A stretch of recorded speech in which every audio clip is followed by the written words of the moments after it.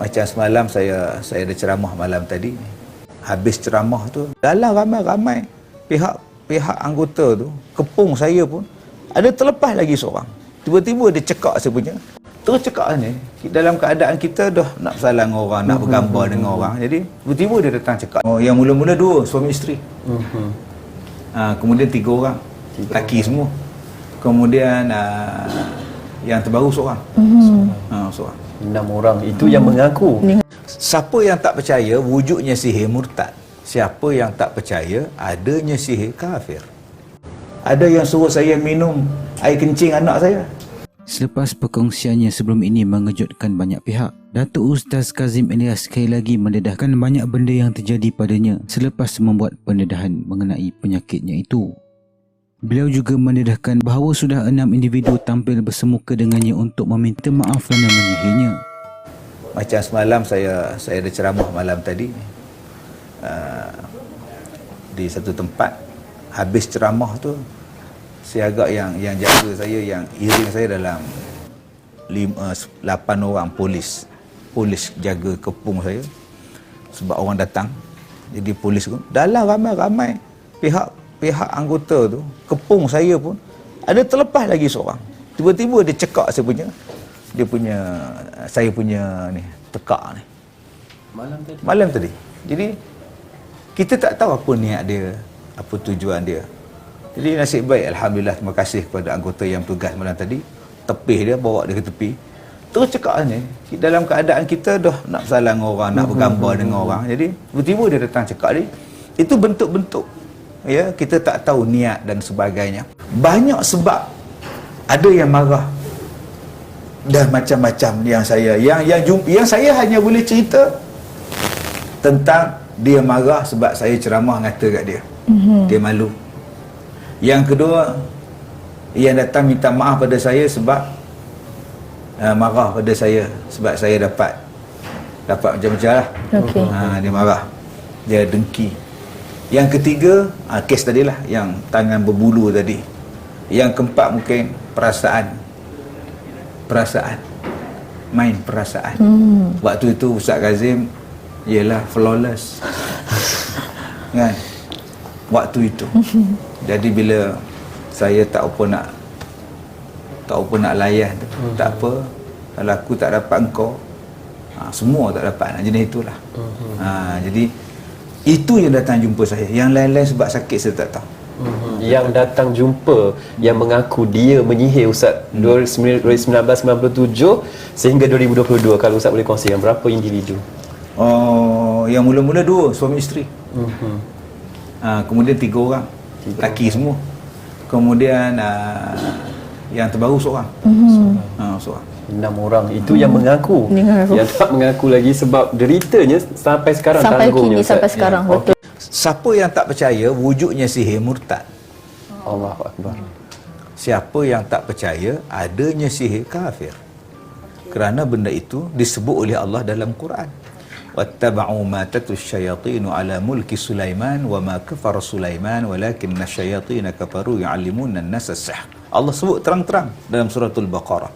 Allah sebut terang-terang dalam surah Yunus ayat 80 sampai ayat 82. Cerita tentang sihir. Dan siapa yang tak percaya adanya sihir, dia telah menolak ayat Quran. Dan menolak ayat Quran, hukumnya adalah berdosa besar. Ya, orang yang tak beriman kepada ayat Quran, wa yastakbaru biha, kamu sombong pula dengan Al-Quran. Sihir ialah satu benda yang luar biasa, yang menyalahi adat, yang boleh dipelajari. Misalnya perut saya ni, ya, perut saya okey kan.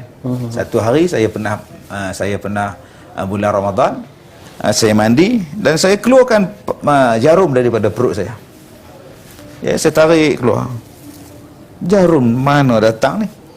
Jadi kalau daripada segi biasa, segi adat, mana boleh jarum keluar? Maka luar biasa kalau boleh keluar. Maka luar biasa itulah dipanggil sebagai sihir. Saya masuk bulan Ramadan, ya, saya rasa tiap-tiap tahun. Tahun ini je saya tak masuk hospital. Tiap-tiap tahun masuk hospital. Asal Ramadan je hospital, asal hospital je Ramadan. Asas kita saja Ramadan. Sebab yang dirantai setan, jin ada. Sihir mungkin bawaan daripada jin. Jadi jangan kata apa, kata setan dah dirantai. Kenapa ustaz ni pula jin masih ada lagi.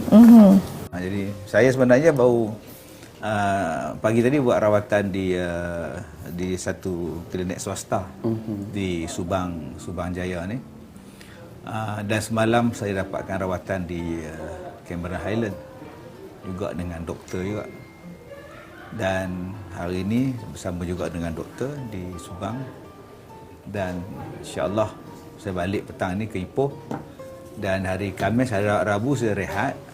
Hari Khamis saya mulakan balik rawatan balik lah. Semua benda yang doktor suruh saya buat, saya buat. Saya tak pernah menolak MRI walaupun dah lebih daripada 5 kali. 5 kali dah saya masuk MRI tu. Dan terowong tu. Kemudian X-ray dah berapa kali saya pun tak tahu dah. Jolok mulut, jolok punggung, skop tu dah banyak kali sangat dah. Kemudian pembedahan ada 5 kali. Saya tak pernah menolak pun. Pembedahan kecil ni saya tak pastilah berapa banyak pembedahan kecil. Yang major ni dah 5 kali pembedahan saya buat. Ubat ke apa benda cakap doktor saya tak pernah bantah. Setiap petang, selama 6 petang, saya nampak satu perempuan pakai baju macam Aida ni lah. Hitam baju. Rambut hitam. Dia datang petang. Nak ke maghrib. Sebelum maghrib. Jadi orang lain tak nampak. Saya nampak pada muka engkau. Ceramah mengata pada orang, rasakan. Kemudian dia ketawa. 6 petang. Saya tunjuk kat rumah. Mama cuba tengok. Esok lagi datang lagi 6 hari. Lepas dia cakap macam tu hilang. Lepas tu dia hilang. Ada orang tanya, ustaz, maafkan orang yang sihirkan ustaz tahun 97, tahun 2001, saya maafkan. Orang yang sihirkan saya tu, dia datang rumah saya, dia minta maaf dunia akhirat sebab dia sihirkan saya. Saya maafkan. Malah dia jadi kawan saya pun, jadi anak murid saya pun, bawa kereta saya pun, padahal dia sihirkan saya. Saya tak kisah pun. Bila mati saya mandikan mayat dia. Jadi saya tak ada dendam, tak ada perasaan benci. Walaupun sakit tu sampai sekarang, sakit kena santau ni, tak boleh minum air tebu sampai sekarang. Dia tajam. Bila saya minum air tebu, dia jadi pedih, sakit dada. Teringin juga bulan Ramadan duk tengok orang mesin tebu. Saya pun teringin nak makan daging kambing, tapi bila makan dada saya sakit. Saya teringin nak makan laksa, bubuh asam limau perah limau atas dia. Tapi semua benda-benda itu tak boleh saya makan. Saya sangat suka rebung masak lemak kuning dengan udang. Saya suka. Waktu saya bujang dulu, saya suka mak saya masak rebung udang, gulai kuning tu. Tapi sampai sekarang saya tak boleh makan rebung. Dan kesan dia tu sampai sekarang pedih dada saya. Tapi saya tetap maafkan dia. Kenapa saya maafkan dia orang? Sebab Islam mengajar memaafkan. Ada orang yang datang jumpa saya, nak mengubat saya, terima kasih, syukur. Tapi macam mana saya nak percaya? Dia baca ayat salah. Dia baca ayat Quran salah, dia baca jampi salah. Saya kata, kamu baca pun salah. Nampak benar kamu hafal menggunakan tulisan Rumi, bukan menghafalkan guna tulisan Jawi. Yang kedua, mereka menggunakan mantra yang saya tak faham. Mungkin bahasa apa saya tak tahu. Ada yang suruh saya minum air kencing anak saya untuk lega. Alasan air kencing tu, Ustaz? Dia kata hanya zuriat sendiri yang boleh menghilangkan sihir ni. Jadi saya kata, saya fikir dulu lah. Saya fikir. Nak cakap tak boleh kan? Tengok batu penuh kat jari dia. Buatnya dia tumbuk saya kan. Lebah-lebah mata saya kan. Yang lebih memberi cabaran pada saya ialah manusia yang secara berdepan. Saya pernah kena cekak baju ni. 6 orang cekak saya. Nak pukul saya. Habis saya ceramah. Kemudian saya pernah dihalau daripada kampung. Padahal saya sewa rumah. Saya diarahkan keluar oleh jawatankuasa kampung. Saya dihalang berceramah. Saya dah sampai tempat ceramah dan dihalang berceramah. Saya datang naik kapal terbang, naik teksi pergi tempat ceramah, duduk dalam bilik menunggu, tiba-tiba datang penganjur, ustaz tak dibenarkan ceramah. Saya tanya kenapa? Ini saya pun tak tahulah. Oh, tak apalah, saya baliklah. Nanti dapat awal lagi ni boleh saya beli tiket balik ke Ipoh. Dia kata, ustaz tunggu kejap, ustaz naik atas pentas sekejap. Ustaz cakap ustaz tertinggal ubat sakit jantung, so ustaz tak boleh ceramah. Saya kata, saya tak nak menipu. Awak kena cakap pemimpin awak yang tak bagi saya ceramah. Dia yang ajar kita menipu. Ya, saya kata saya tak nak. Masa itu saya kena blok 2 bulan, 3 bulan ceramah saya. Tak boleh keluar TV, tak boleh ceramah di mana-mana. Sampai saya ambil keputusan untuk buang, untuk jual sekolah saya. Itu lagi cabaran lagi besar. Saya bukan kacau orang, tapi bila saya dihalang ceramah di padang, di masjid, di dewan, benda tu lagi sakit saya rasa daripada sakit saya kena sihir. Sebab sakitnya dihalang, kesian dekat orang yang datang beribu masa itu. Tiba-tiba Ustaz Kazim tak dibenarkan ceramah. Dan fitnah.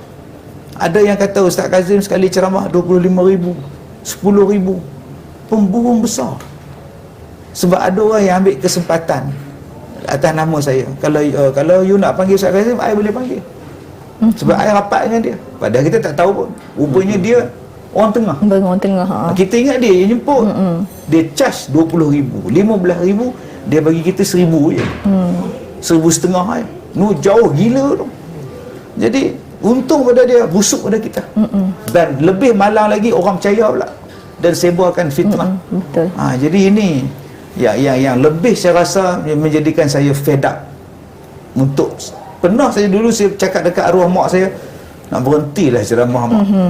Daripada macam ini, baik saya jual tiket by express jadi ulat lagi seronok. Habis kuat gaduh dengan penumpang. Ini macam-macam hal berlaku.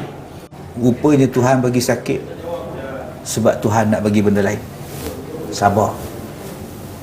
Kemudian 2014 saya sakit lagi. Saya teruk kena.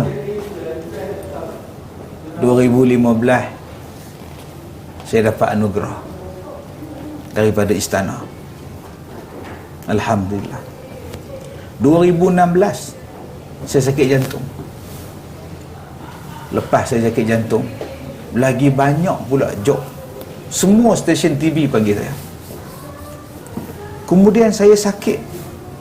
Bila saya sakit, satu kali saya sakit susah, kena fitnah dan sebagainya. Rupa-rupanya Allah Ta'ala nak bagi benda lain. Saya dapat beli satu tanah di Sungkai untuk saya kembangkan lagi sekolah saya. Pendek kata, setiap ujian yang Allah Ta'ala bagi, ada benda lain yang Allah Ta'ala nak bagi. Kena sabar. Jadi pada akak-akak abang-abang yang sekarang ni diuji macam saya, ataupun penyakit-penyakit, sabar. Ada benda lain Tuhan nak bagi. Macam baru ni yang kaki saya operate tadi, tak boleh berjalan 3 hari. Keluar dalam Facebook, keluar dalam TV semua. Saya dapat 3 kursi roda. Datuk Siti hantar, Ebit Liu pun hantar, satu orang hantar. Kalaulah saya tak sakit tu, Tok T pun hantar wheelchair kat saya. Jadi kalau akak-akak nak kursi roda, minta sakit kaki. Sungguh Allah Ta'ala nak bagi pada saya. Rupa-rupanya bila sakit ni, Allah Ta'ala nak bagi saya buat filem. Jadi hero dan difilmkan kisah hidup saya. Sebab itu akak-akak sabar banyak-banyak, tenang banyak-banyak.